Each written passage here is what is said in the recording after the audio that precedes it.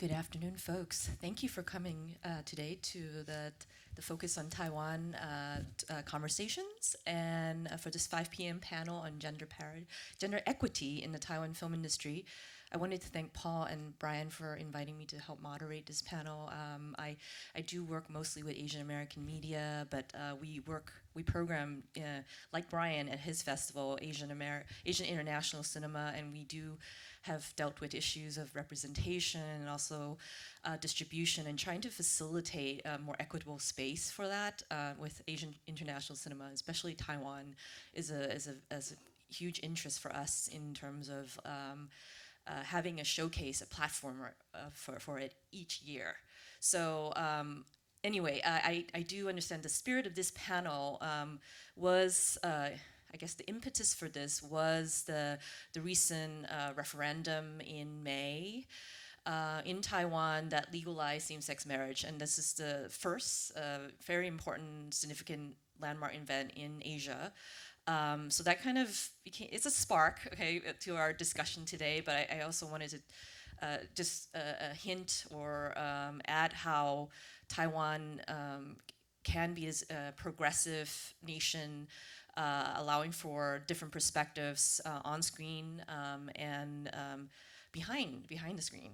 So I wanted to start quickly by diving in and asking each of our panelists to talk a little bit about how you from your perspective, came into working in film and media. Like, what was your road, your journey? A little bit about your journey, and I also wanted to address the very important issue of like mentorship. If you had mentors, and who were they? Where did you find them? I found in my work, I've found mentors that were in very unexpected corridors, not necessarily in my chosen field or. Yes, can you comment on that? Let's start with Mei-Juin here. Hi, everyone. Yes, so I grew up, I was raised in Taiwan and finished my college education in Taiwan. And growing up, when I was in grammar school, my mom would take me to see movies when I didn't want to go to school. So that started my passion to the movies. And in high school, I already know I want to be a filmmaker. But in Taiwan back then, it was kind of film was more like that's the gangster's business kind of thing back in the 70s and 80s. So my parents will tell me to go like follow a normal education track, like the good Taiwanese families advice from the parents. So and there wasn't very good film schools back then, except for 2 film schools, but they're considered like black sheep of the family kids will do. And so I finished my education in a very considered nice university, Taiwan University, and I come to the States because I feel like I feel my obligation as a good kid. And then I come to the States to study film and anthropology at USC. And so that's how I really started my film career, I think. And but in college, we also had a sight and sound club at our school, which is that's how kids like me gathered. And so we studied like library science, double E, forest study. But now there are a lot of directors come from that club as well. So now we become colleagues. And so back then, our mentor are like Jean-Luc Godard and French New Wave, Hitchcock. We just watch their films over and over again. That's how we sort of self-educate ourselves. And when I come to USC, my mentor was Tim Ash. He's a very famous documentary filmmaker, and he made ethnographic film. So he taught me to be like be myself, and doesn't have to be like, pretend to be like a strong masculine person to intimidate people you work with, because we have to do field work, and documentary is to get the story out of people, get the best story out of people, and you work with people, and basically it's communication and understand people, and I find it very useful in the fiction film too, because some women director, they look like men and they have short hair and all that, but that's also being true to themselves. You don't have to be like a man to make people listen to you. I think it's more about communication and how to get the best out of everyone, and they can put in 200% for you, because film is a collaboration work, and so it's like 30 people, 40 people, work as one and bring out the work, and that's very important. Thank you. Wei-san, you want to comment on a little bit about, I know you come from a film composing background, so could you talk a little bit about mentorship and like your journey into film composing? I grew up in Taiwan, and my mom is a music teacher, piano teacher, so I started playing piano when I was really young. But I never really planned to study music. In fact, I was thinking I would be studying science or physics, that kind of. And somehow, just one day, but I was interested in music. I like pop music too, so I like to sing and play music. And someday it just occurred to me, oh, maybe I should go with the music path. So I studied in Furen University in Taiwan, and it was my major is in clarinet. And then my teacher say, oh, because I was thinking like, oh, maybe after I graduate, I wanted, because Chinese pop music is pretty famous in the Mandarin world, and I was thinking, oh, after I graduate, I want to learn.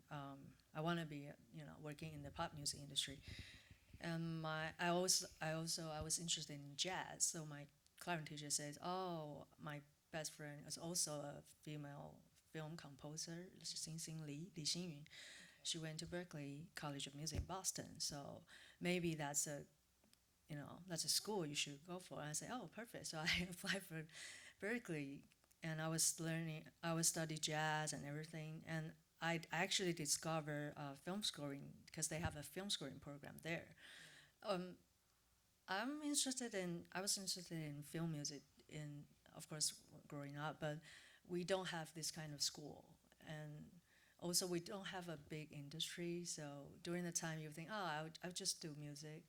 But then I realized, wow, there's a big industry here, and they actually have school, and you can major in film scoring. So later on, I applied for NYU for film scoring. And after graduate, I just moved to Los Angeles and work on commercial music and film. And you had, it seems like you had some peer support in facilitating your journey from Taiwan to here, and yeah, I mean, I would love to hear more about that. Yeah, yes, or like peers that you work with in your projects. You would say other women or other people of color, and this is something we're very interested in here in the U.S. now, and also transnationally, just working intersectionally with cast and crew on projects. Mm-hmm. And I wonder, even behind the scenes, has that been something you've observed in Taiwan that's different than here? Like, I think it's because we don't have the big industry there. And just like Eileen mentioned in an earlier panel, we are mostly independent films in Taiwan. And I do work with a lot of female directors and producers. And also, we often have a lot of female composers get to score big films there. So the gender issue actually is not that, comparing to Hollywood here, at what I'm facing now. And it's pretty.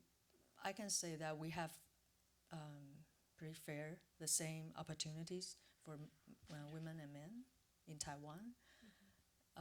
But based on the study and like Annenberg diversity study, you can see that like the past 10 years in Hollywood, the most popular films, like we have only like 4% of female directors and less than 2% of female composers get to work on the big films. Right. Yeah, so that's my observation. Okay. Well, thank you for that insight. And I know we have much more work to do in that sector. So I was very curious about film composing and even even like maybe smaller amount of opportunities currently still for women in like the larger industry. So it's as other panelists have commented on earlier, the small kind of intimate industry of Taiwan still that affords kind of like a more openness to women or female identifying creatives to kind of jump in and work on larger projects and kind of work their way in and professionalize and gain more experience earlier on than maybe here. So that's lovely to hear that. Roxy, can you chime in a little bit about yourself and your journey and mentorship? Folks that have inspired you. Yeah. No, but what she said is so true. What Wei-San said about like female composers being like the least represented in, you know, in that term. Like sometimes, like she and I were just texting earlier, and I was just like, you know, I talk about like gender parity, pay equity, and all of this, but in terms of female representation in the music world for film scoring, it's like almost impossible. You know, what I'm excited right now is that things are changing really rapidly, very quickly, and there is so much progress happening. I was on a panel at LA Comic Con last week, and I was also on a women's directors panel, and like the person next to me had very different opinions from me. She said, where are the opportunities? We deserve just as much. And I said, well, actually, I'm proud to be part of this revolutionary generation, you know, because just 5 years ago, things were completely different. And I'm excited to be a part of it. And she goes, well, change is happening as fast as watching paint dry. And I just really think it's about your perspective, you know, and how you put out the energy out there and how you embrace these opportunities and ask for things, because I think as part of our culture it's very hard to ask for things. And this will tie into my mentorship thingy, I promise, because there's a lesson in this. Like everything I say has intention, okay? But a little bit about myself. I was born in the Netherlands, and then I moved to the States when I was 6 years old, 7, whatever, New Jersey. And then I moved to California for high school and college. I went to UC Irvine. My parents live in Taiwan. So even though I've been relocated in different countries all through my life, like Taiwan has always been the place where I go to every single summer to see my grandparents, you know, see my extended family. So strangely, it has been like home for me, despite me being always just in foreign lands my whole life. And then I wanted to be a flight attendant. That was my dream until I realized that I can't take turbulence. So that didn't work out. I'm being completely serious. That was my dream. And then I'm also too short. And so then I went to UC Irvine with a soc major. I wanted to become a social worker. And I feel like there was a theme happening with all of these ladies just sort of talking about we all have to have our rite of passage, doing what it is to be a good kid before we rebelled and did what it was that we're supposed to do, which is, you know, embracing your true self. And that takes a lot of work. And I think that we're all still trying to unlearn, you know, all of what's been pressured us into being certain labels and what society expects of us to do. But I watched The Umbrellas of Cherbourg in like a film 101 class at UC Irvine, and that changed my life. I was just doing it for humanities requirement. And then I was left crying. You know, all the other kids were like grabbing up their book bags, leaving class, and I'm like, why am I feeling this way? It's in French. I don't understand. But it was so powerful, and I just thought, this dude made this movie 40 years ago, and how is it affecting me? Like, we're so culturally different. It's a musical. Like, what the F? It's so weird, but it was so emotionally powerful that I didn't think about directing. I didn't think about filmmaking. I just thought, I just want to be a part of that. Like, how do I become a part of that in any capacity possible. So when I graduated UCI, my mom was like, okay, you could like we could do the Ang Lee thing. You know, he got married, all right, and then you could just like have a house husband just like work for you, and you just work on screenplays for 6 years, and then boom, you'll have your first feature film. I'm like, Mom, I don't think that's really how it works. So she's like, move back to Taiwan. And it's so funny because the opening film was Heavy Craving, and she was like, why don't you come back and lose weight, and then just lose weight and write screenplays, and that'll be your life for 6 years. I will support you. And I go, oh, hell no. So then I moved to LA with just this like BA in Soc and film theory. And then I did Craigslist jobs, I PA'd, I lifted, I Ubered, I did all of that. Didn't go to film school. And I ended up meeting my first mentor through a Craigslist job. And I was a live video editor for this, like, really, like, it was in a garage, like, a very boutique digital show where I did live editing every single day for a new industry guest that would come in. And it's just very homemade, and then this mentor changed my life. She was the producer of the show, Jewish, has been in the industry forever, is in her 70s, weed smoker, coolest woman ever. And I remembered she would just say to me, just saw me as an editor because that's what I did. And then every time someone paid me a compliment, I would say, oh, no, no, no. And she goes, stop, just accept it. Just say thank you, thank you. This is your gift. This is your craft. You deserve it. Then I started, with the $1,000 to $2,000 I would save every year and make a short film with my friends. Eventually, one of them won a Best Director award at a shorts film competition. And I told her, and then she said, Roxy, you're award winning. And I go, no, no, no, no, no, no, no, no, no, no, no, no.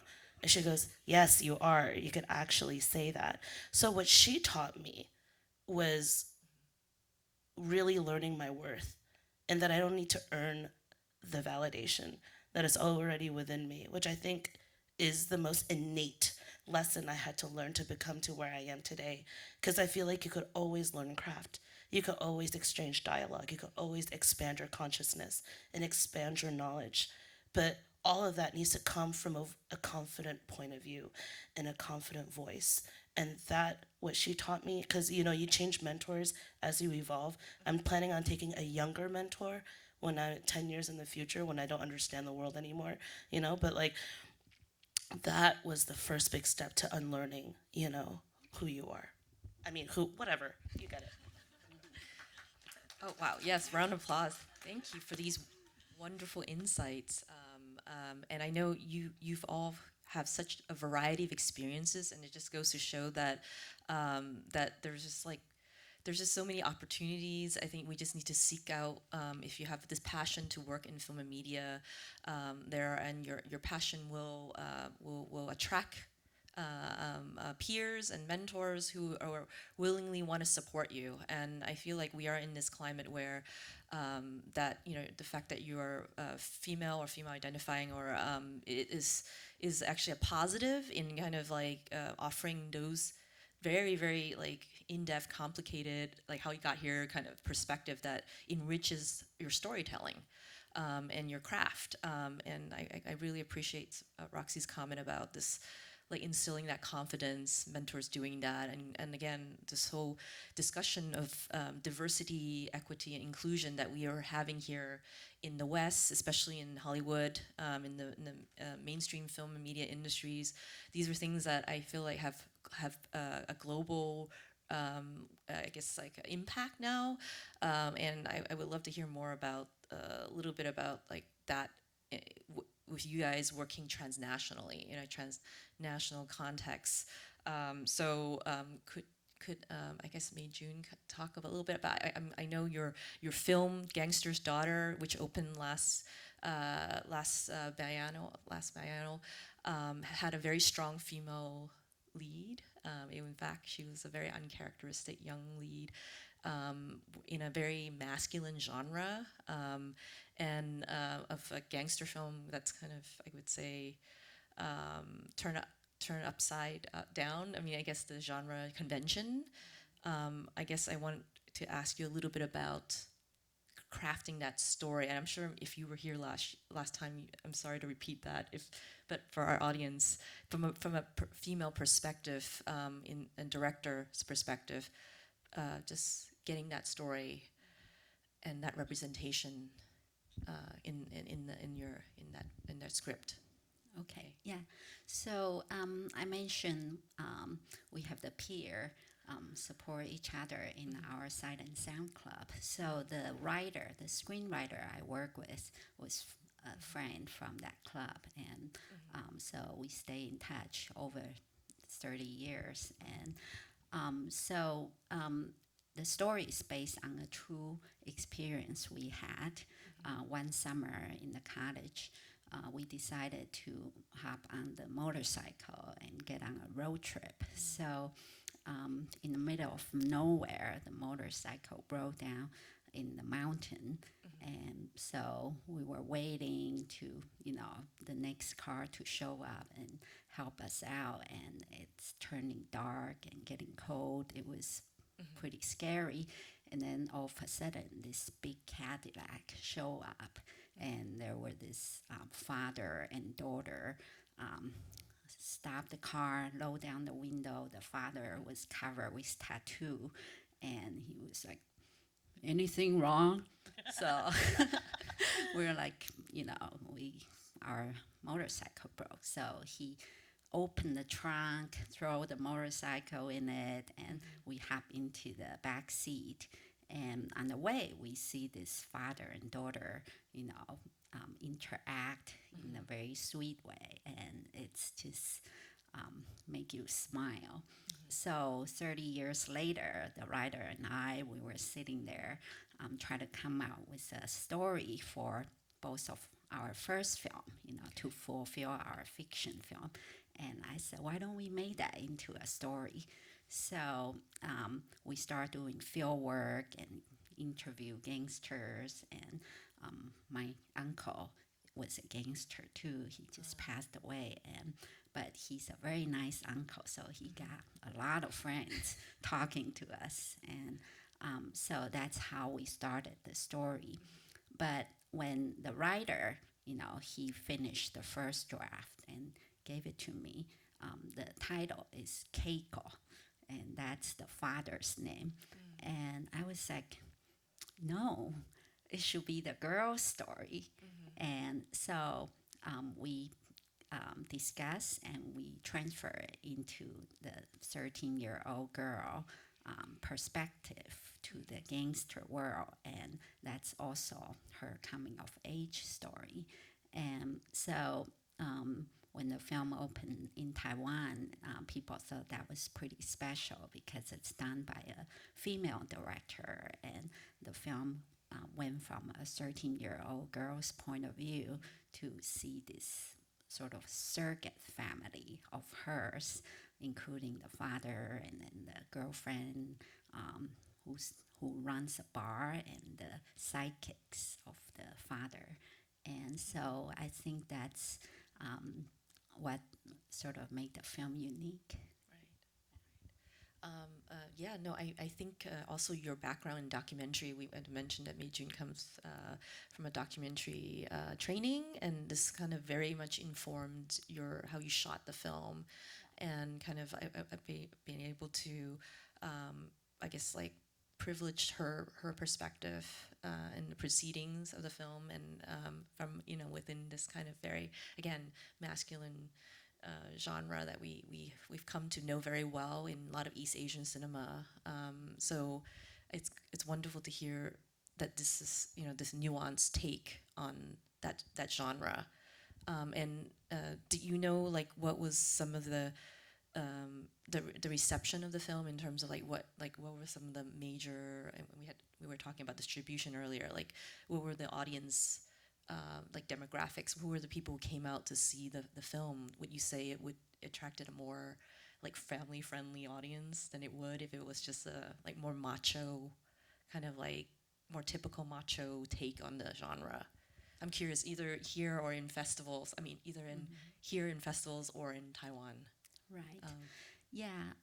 So the writer and I were both like kind of old soul kind of people, And but at first we set up the time of the film in the late 80s, and then because of the budget we make it contemporary, so it became a contemporary story.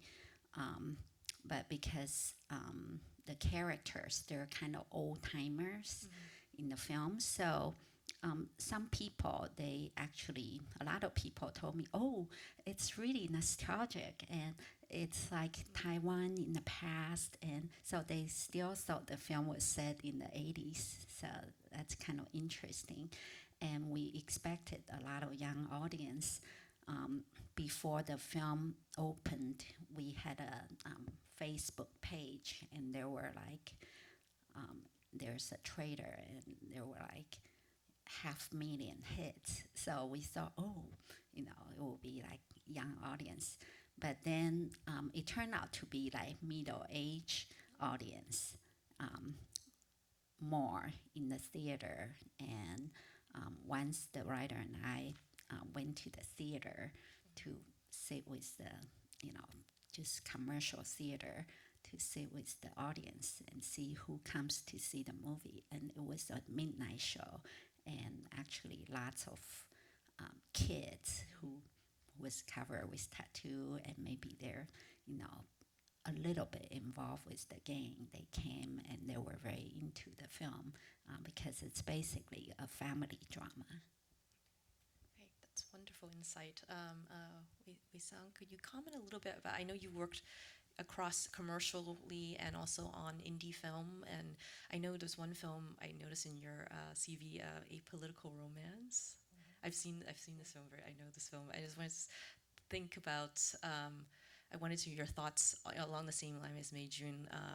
Your perspective and your when trying to work on a project, from across, whether it's branded content, commercial or indie, like as a female film composer, how do you see yourself, like, I guess, impacting that project, especially if it's like has a male dominant, like, I guess, personnel, or is it male driven? Like, how do you see your voice, being, I guess, influential in crafting that project into a way that's gives variety to it, like that kind of makes it stand out from like more generic projects that you've seen in both Taiwan and also here?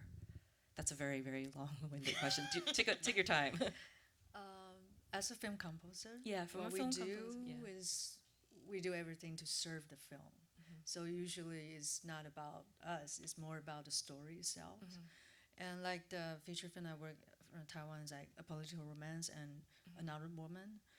A Political Romance is more like the story between Taiwan and China, Yes. because they just started to 自由行. They just started letting people from China to travel to Taiwan individually at the time. So it's not really like from a female perspective, but Another Woman is a film actually about coming of age of a story about a woman. So that one, maybe like when I score in it, I feel it more because it's a women's story. And lately I was contact and scored a film here, and it's a 100% female crew. I was excited about it because the film itself is about a woman, like, battles everyday challenges of being a woman, So it totally makes sense because the directors make the effort to find a whole female crew, because we're, so lack of female, and there are actually a lot of talented female out there, and it's not that hard to find because now we have like women in film, women in animation, and society. Like for us, we have AWFC, Alliance for Women Film Composers, and there are a lot of talented women out there, but it's just like people need to remember, like to look for them. Yeah, so I feel like it's changing now, and of course like I said, I'm working. my work is to serve the film, but I have a feeling that I have the opportunity to explore more and more female-driven stories these days. Yeah, no, that's wonderful to hear. 100% female crew. Okay, that's very very rare. And just to mention that this festival has gender parity in terms of like the representation of like female identifying directors and also male identifying directors. So there's like 50-50. And I think this was very much, again, proactive on the part of the archive to do that, to have that, yay. And and also just in terms of like, you know, I can talk about our festival and other sister festivals. We definitely have strived like very proactively to work intersectionally, internally, externally in what we program and when we look at projects to consider.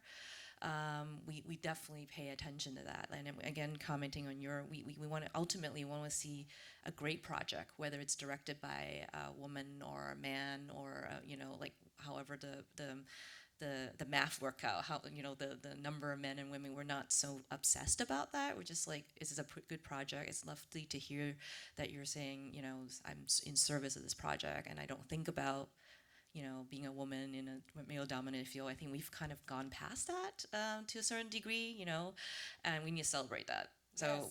yeah, with that, Roxy, can you comment a little bit? I know you've been working in a lot of genre kind of work lately with painkillers and dark web. And this is, again, very, very male, macho-driven kind of genre. And I wanted to, and I know a little bit about the stories. I'm eager to watch them soon. So I wanted to see what Very violent. what your perspective is in terms of directing, actually leading the project, and what is, how did you feel you can impact how in that genre through your perspective as a woman, as a Taiwanese American woman, Taiwanese in diaspora. Yeah. Yeah. I mean, if you really want, like, see genre films made by women, they are scary as fuck. And they're all very well made. Because all the stuff we put up with, you know. Like, but, you know, my entry into genre wasn't a coincidence. It was very strategic. Because I had my background in producing for the longest time. And when I made my first feature, The Tribe, it was a post-apocalyptic sci-fi western. Most likely it's just called a cerebral sci-fi movie.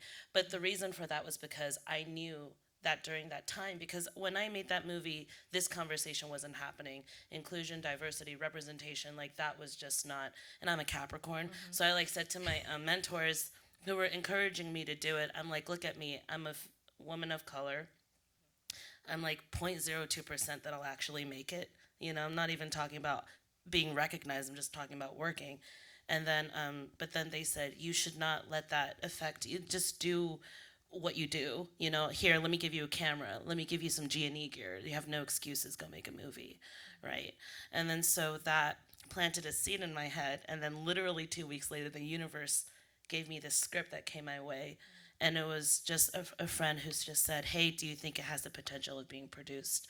And because of my producing background, you know, I just read the script. I really resonated with it. It's about 3 sisters after the world has ended, and they're all very young, just trying to fend for themselves, you know, as this like group of men just start to take over their compound. So it's one major location, 5 actors, and in my head, I'm just like, this is cheap, right? I can make this. So managed to get $100,000, and I made the movie.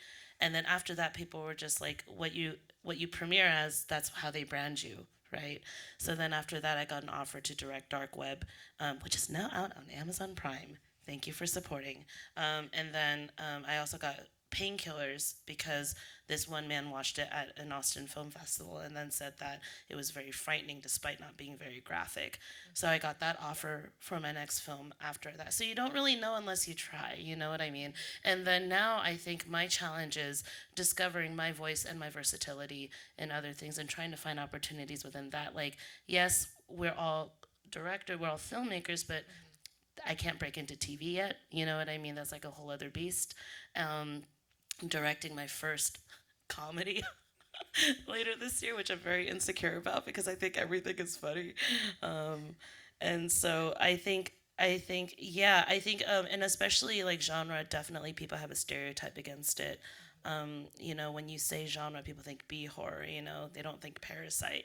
You know what I mean? So, which better win a freaking Oscar this year, or else I'm gonna like shut down the Academy in my own way. But I think like no matter what it is. Oh, and in terms of dealing with like masculine energy and like having to earn that respect, girl, do I have stories for you?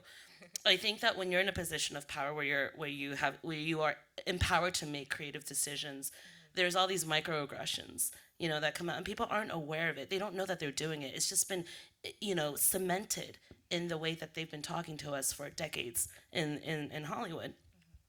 And I've been challenged so many times in ways that they don't think they're challenging me or that they're questioning my authority or they're questioning my position. You know, it's like I'm very lively and very bright and very positive. And I was also very young looking. I like to think I still am, you know? And then you come to set and then it's like they don't know. They want to see if they have any. The power dynamics get challenged all the time, especially is this violent enough or like how you, it's gonna be a constant thing. Like I think that if you're going to be doing this, you need to be emotionally prepared for that, and you have to have really thick skin, and you have to understand that whatever it is that they say to you, it's not you. You know, like you have to learn. And what I love about directing is that I'm constantly put in positions where I have to learn how to creatively get my management skills. Like this next movie I'm doing in November, which is a thriller film, I don't get to pick any of my keys. I'm literally just going in with a crew that is just there for me. And I have to win their respect somehow, you know? But I think that's what I love about it. Because if you're in this industry, you know you're crazy and that you're always going to be in different challenges, you know? So you have to look for it has to thrill you, you know? So yeah, I don't care. Like just keep throwing it at me, you know what I mean? Because I know that things are changing and that like if you continue to work at it, you'll get to where you're supposed to be. Yeah. Wow, thank you. Oh wow, I feel like you've given us such a like a wonderful like TED talk like, on this on like finding you, Lindy. inspiration as a woman. Oh, No. you know, the thing is that like it comes out so naturally because you think about this all the time because you Yeah. go through it all the time and you're trying to phrase it because your words have so much power, especially. You know, I have a mic in my hands. I can hear myself talk. My eyes sound good. Just kidding. No, I really do sound great. I should have a mic in my bathroom. But like you know, these words are important. I remembered I was talking to like these middle schoolers because one of my orchestra teacher was just like, it's a very Asian school. So he's like, all of these like career day people are all accountants and doctors, and he's like, Roxy, we need someone like you to talk to these kids. And like I remembered, I was just talking, I was showing them some like of my scary movie stuff, you know, and then some of them had questions like, oh, did you work on anything famous, you know, famous actors or whatever. And I just shot the shit, whatever. I just said whatever they wanted to hear. And then this one kid, this 12-year-old Muslim girl, I will always remember her because I do these things a lot. And she stood up and she goes, I have a question. I'm like, okay, what is it? Suddenly she's very scary to me. And then she said, do you think that your work is making the impact that you want? And here I am making like science fiction stuff, horror stuff, slashers, you know, like. And then I just thought, you know, she really stumped me for a second. And then I said, you know what? I make this work as an example. I'm like, name another women director that you know. And then they're all like, we can't name anyone but Roxy, right? And that was cute. But then I said to her, this girl, I said, it's not just about the work I'm doing. Maybe it's not doing what I want it to do, but look at us having this dialogue here right now. And this makes all the difference because I'll always remember what you've asked me and I'll take it with me, you know? So I think, short story long, there wasn't even a question. I'm just have this mic in my hand. I'm sorry. Oh no, thank you very much. No, it's okay. It's okay. Maybe I'll bring it back and kind of bring it back a little bit by asking, and you're kind of like giving me that inspirational spark to ask this next question about like responsibility as an artist, especially if you're a woman and again identify as a minority of any kind in today's kind of global media landscape. Like, do you, as an artist, and the issue of like censorship, compromise, or compromising your vision, is this something I know? Is this something that you negotiate constantly depending on the project you're working on? And how do you, as a Taiwanese American, or anything in between in diaspora, do you feel it's a sense of responsibility when you're, especially if you're talking about something that's related to your cultural heritage? I know you you've worked with different filmmakers, other creatives, transnationally, internationally, but just as in terms of as a Taiwanese or Taiwanese American person, do you feel a sense of responsibility to represent your homeland, authentically, accurately? Maybe I should ask Mei-Juin first to jump in on that question. Okay, yeah.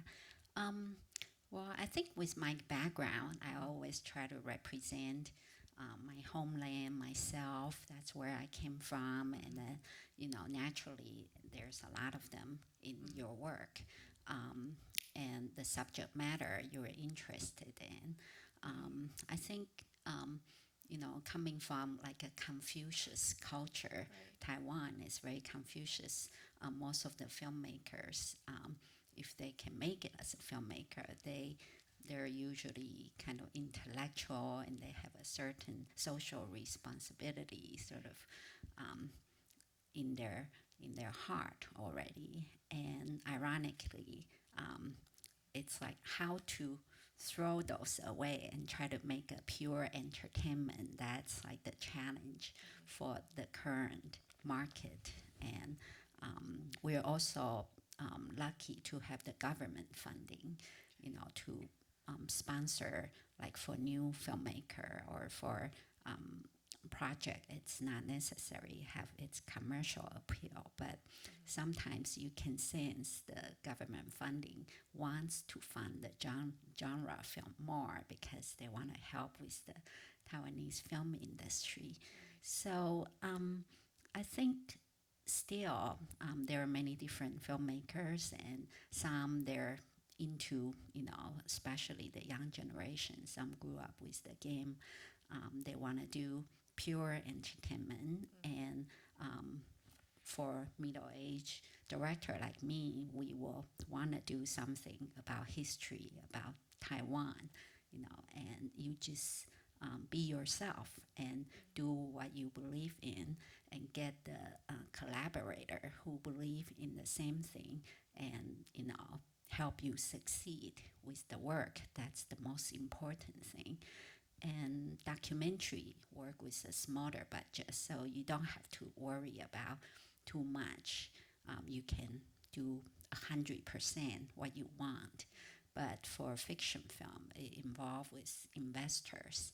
And if you can get the investors who believe in your vision and your what you want to say, then that will be the best way to sort of still fulfill your original idea and make it happen. Wonderful. Wei-San, can you chime in on that question? Your artistic responsibility or not when you approach a project, especially if it's about has Taiwanese content. Yeah, from the music Yes. perspective. Yeah, if I score a Taiwanese film, sometimes like unconsciously we would do like a little bit different kind of music than if you're scoring for American film, because we know that the audience used to, and also authentic to the Taiwanese culture too. Yeah, but still, I always think music is an international language. So all we do is we try our best to serve the film, and if our work be recognized as, oh, it's a Taiwanese composer did the work, we can also represent our country by this way as an artist. Okay. Thank you. I mean, that's very wonderful to hear that. Roxy, your quick thought about that artistic responsibility, which I feel like you sort of touched upon about. How do you feel about that in your work, especially if you're working specifically with like Taiwanese American content? Like, do you feel the need to be like to be authentic, to be, I don't want to say politically correct, or like, I mean, or at least you want to like upend that politically correctness. I don't know, what is your feeling as an artist in your approach? It's crazy because like I take work to make money, you know, like because I I'm the type of person that I'm trying to just rely on this to be my career. So I take a lot of, you know, I take Lifetime movies. I would work at a boba shop on my days off from dark web, you know, just to make sure I could feed my dog, you know. So the only the only Taiwanese film I've ever made was a movie called The Visit, which I premiered at Yes. the LA Asian last year, and it's a short film. It's extremely personal. It's the first film I ever made that was mine, you know, because everything else I'm like for hire for, and it felt very different. So yes, I think for me, just in general, in terms of artistic responsibility, you are responsible for the content you're making, but you also have to learn to work within the space that you're hired for, you know, so that you could get that check to feed your dog. I think that something that we don't talk about in this industry enough is privilege, and also the reality of and also being patient enough to work on what you have to work on in order to work on what you can work on, you know, something that really truly belongs to you. Anyways, yeah, The Visit is great. Watch it. I don't know if I answered your question. No, you did. Thank Okay, you. thank you. I think this is the time to open it up to any audience questions. I can go on and ask a little bit more from all the ladies up here, but is there a question for our panel today about gender equity? Young lady right there. Thank you. Thank you for sharing. So my question is, have you had any experience that you got hired because you are woman? Like people expect you to bring something from your female like perspectives. Like for myself, I got the chance to work on some like feature films, and then the films are to be made by male directors and male producers, but the story is about a female character. So it's kind of like, okay, I believe your talents, but because you are a woman, so I believe you can write better for the female character, like that. So just wondering. That is very much happening. Okay. You know, people come to me all the time. They're like, "Do you have a female DP for this? Do you have, you know, blah blah blah?" And I think it's so wonderful because people are more conscious of it. The one thing we do have to avoid is tokenism. You know what I mean? It's like female for the sake of female, or like we need one of every color represented in this cast, right? So I think that's the next step that people have to sort of work through. But yes, people are just like female director. I'm like really waiting for the day where there's like, oh, just director Roxy. I just swing out like a dick one day, or just wear one, just to. I'm just kidding. It's a academic space. I'm sorry. No, no worries. No, in academic spaces we pride ourselves on not censoring. Oh, thank you. I believe in that way. We can edit that if not, but I actually would not want to edit it. Wei-San or Mei-Juin, do you have thoughts? I think the one I mentioned before, the whole female crew, that's the only one because I'm female, so I'm on board. But the other film about another woman called Wei-San Hsu, that's a female coming of age story. I think because I have a long-term relationship with the director, we worked together for a long time, so she knows about my music, I knows about her film. But at the time, there's also another male composer was trying to, a producer wants to hire him, but I don't think I ended up getting a job because I'm female, but because of the we know each other's work well. Wonderful. Mei-Juin, do you have thoughts about that? Not as I aware of, but when I did documentary, I applied for grants, and sometimes you might think, oh, you wonder if there's political reason they want to, have more women. Then that's how I was chosen. But in film festivals, although, yeah, there are some women film festival, and they don't have too many male directors film. And we have this conversation with a women film festival, and I was like, you should have more male director if their film is dealing with female subject matter. And but some they didn't want to do that, and I find it interesting. So yes, because I'm a woman, I get into their film festival. It's interesting to see that, to have that kind of reverse thinking about, or being that thought, that being mindfulness about that. So I'm curious to see how that plays out as well in the festival sphere.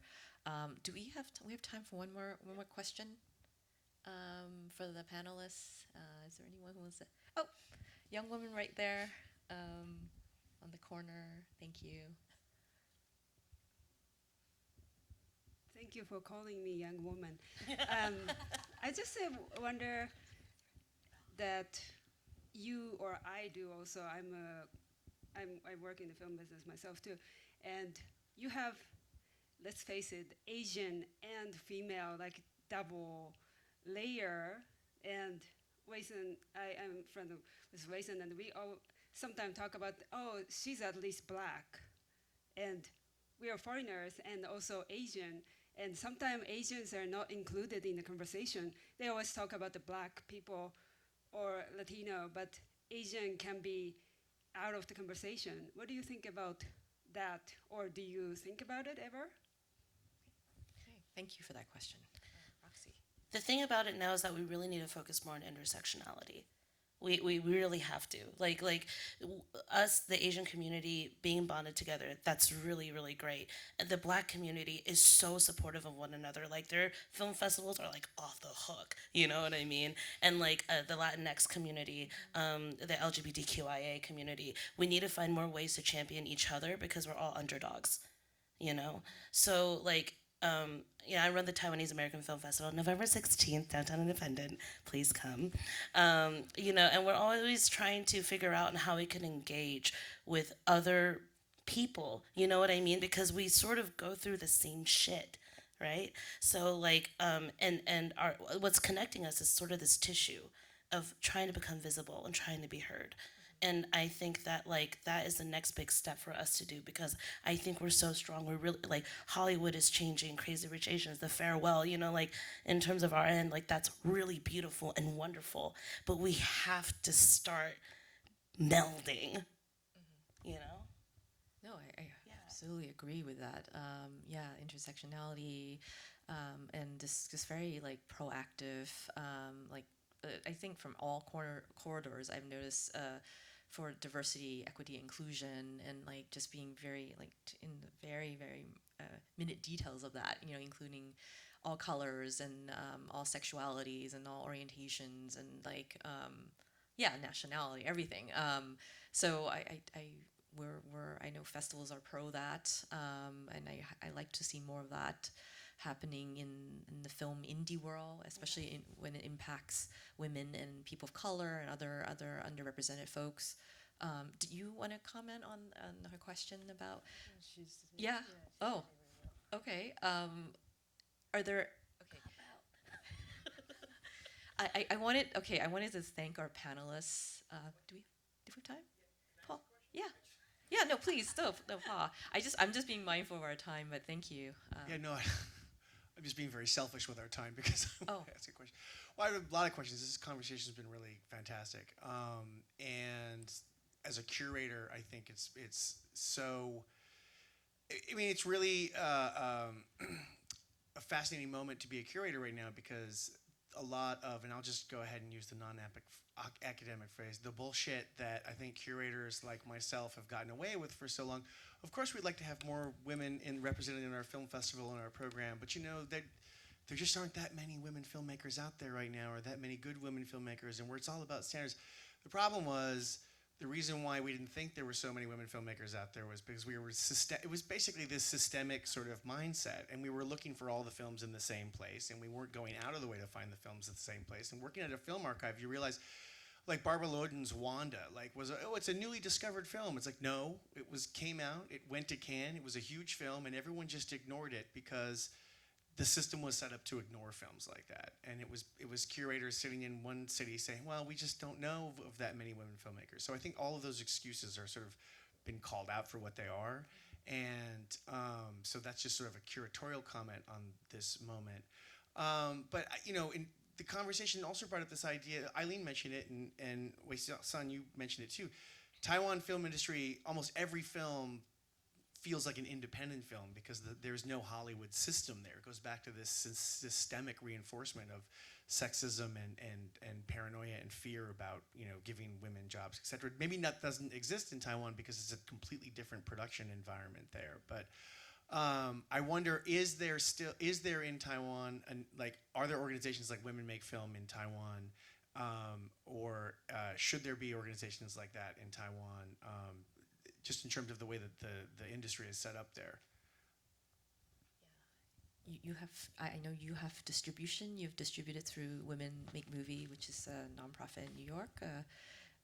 Paul's asking if there's any like an equivalent of Taiwan, women make movies in America, in New York and Los Angeles. It's a very important organization for basically breaking down these systemic sort of like excuses that have been around for a long time. It's creating a network of women filmmakers, so no one no longer has the excuse to say, oh well, where can I find a good female DP? It's like, duh, there's a directory right here full of them. Is there an organization like that in Taiwan, in the Taiwan film industry, or is there no need for an organization like that in the Taiwan film industry because it is more of an independent-minded, open industry? Right, yeah. So far, there's no women make film in Taiwan, and I knew a British woman in Taipei. She tried to organize this, and she just couldn't find women filmmakers who were interested in it because there's a membership fee, and everyone is like, we don't have the money. It's hard enough to make a living, and so she asked me my opinion about how to recruit people, and it was hard because there are many women film organizations already in Taiwan, but they're mostly about film critique or film festival involved thing. It's more like critical study side of but that's the situation now. Wei-San or Roxy? I don't think they have any organization like that, but I think they have a Women Film Festival, New Ying, that they focus on female contents, and it's every year. Yeah. I don't know anything.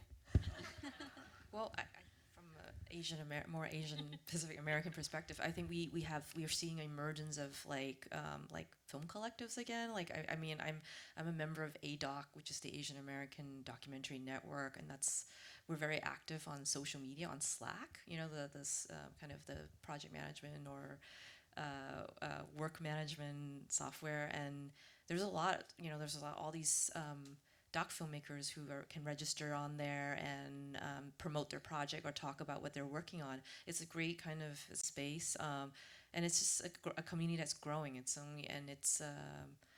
making impacts at Asian American Film Festival, Asian International Film Festival. It's also highly supportive of women and LGBTQ people.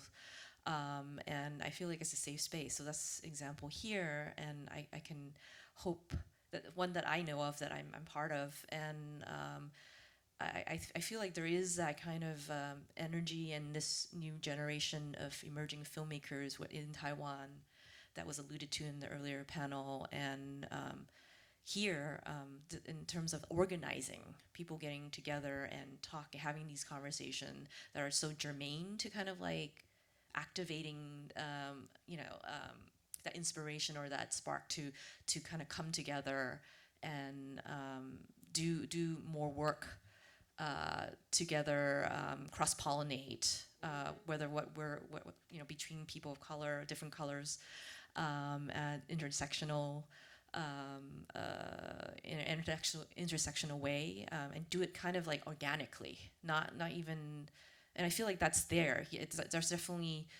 I feel it here, working in the Western industrialized world here in Hollywood and in the indie world, in Asian American spaces, and I feel like Taiwan is at the cusp of that. I feel like from what I've been hearing today and from what I know from my previous work academically and in festival world, that this is we're poised for that kind of progressive change. And I just wanted to thank you, ladies here, for being contributors to that change and being future, like mentors to the next generation. You're being creatives that are helping to drive that progression.